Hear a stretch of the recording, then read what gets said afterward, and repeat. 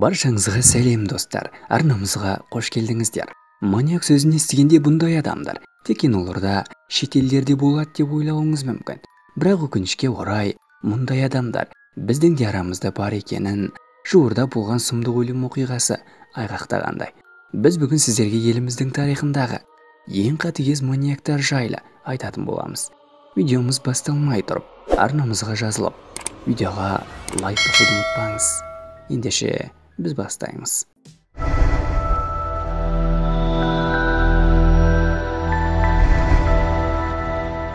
Мың 1992 жылы Алматыны үрей ораған Имам Манжиков.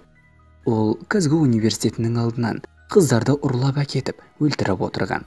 Ол өзінің тегуші адамды өлтіргендігі мойындағанымен, құрбандар саны бұдан да көп болуы мүмкін деп болжайды. Егер медициналық тексеру кезінде қателік орын алмаған жағдайда, оны ертерек қолға түсіруге болатын еді. Ол осы сәтте тағы бір бейкүнә жанды өлтіріп, келесі құрбанына жасаған шабуылы сәтсіз аяқталуы себепті қолға түскен. Имам Манжиковты 1993 жылы сот шешімі бойынша Алматы қаласында өлім жазасына кеседі.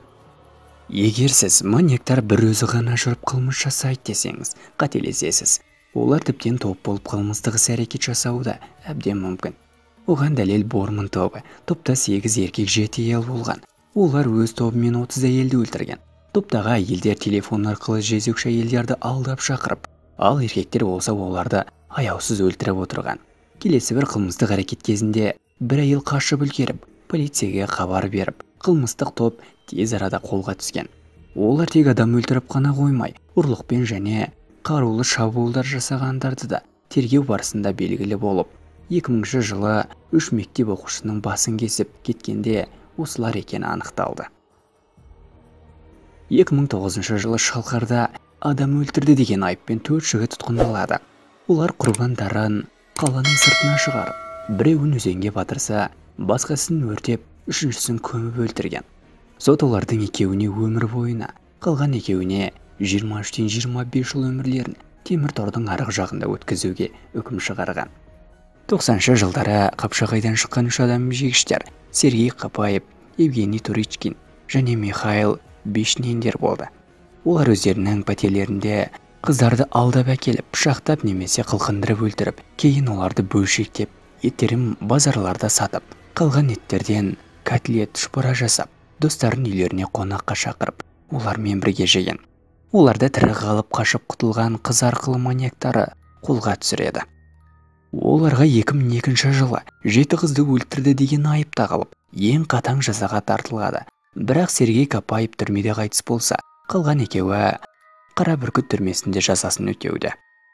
Келесі маньяк осыдан небәрі бір апта бұрын 19 жастағы қызды өз пәтеріне алдап әкеліп өлтіріп, тұяқтары мен тістерін, денесін бөліп алып, бас сүйегін қайнатып тастаған. Қазіргі уақытта қылмыскердің есімі Рахман Төреханов екені анықталып отыр. Әрі қыздың туысқандары да балалары маньяктың үйіне өз еркімен барғанына сенбей отыр.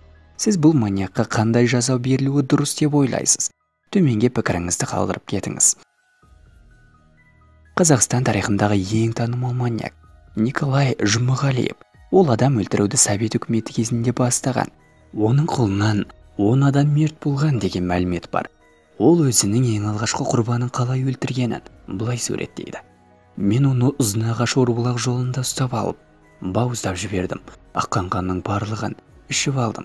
Кейін оның етті жерлерін кесіп алып үйге әкеліп жедім, деп суреттейді. Оны 1979 жылы ұстау ақыл есі дұрыс емес деп, 1 жыл емделіп шығады. Бостандыққа шығасын тағы 3 адамды өлтірген. Ақыл есінен айырылған Жұмағалиев достарын үйіне шақырып, біреуін өлтіріп көздерінше жей бастайды. Оны сол жерде тұтқынға алып кетеді.